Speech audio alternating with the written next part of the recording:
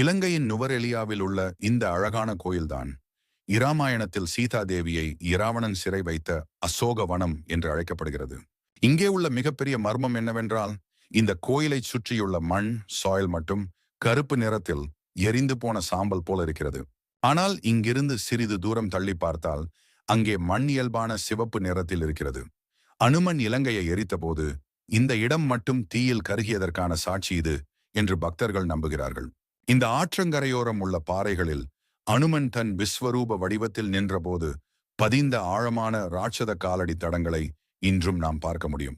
சில காலடி தடங்கள் பெரிதாகவும் சில சிறியதாகவும் இருப்பதை வைத்து அனுமன் சீதையை தேடும்போது தன் உருவத்தை மாற்றிக்கொண்டே இருந்தார் என்று கூறுகிறார்கள்.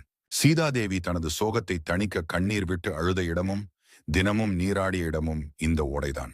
நூறாண்டுகளுக்கு முன்பு இதே ஆற்றிலிருந்து கண்டெடுக்கப்பட்ட ராமர், சீதை, லட்சுமணனின் சிலைகள்தான் இப்போது மூலவராக வழிபடப்படுகின்றன. இங்குள்ள அசோக மரங்கள் சீதையின் துயரத்தை கண்டதால் இன்றும் பூக்காமலே இருப்பதாகவும் ஒரு செவி வழி செய்தி உண்டு. இராமாயணம் வெறும் கதை அல்ல, அது இந்த மண்ணில் நடந்த வரலாறு என்பதை இந்த கருகிய மண் இன்றும் நிரூபித்துக் கொண்டிருக்கிறது.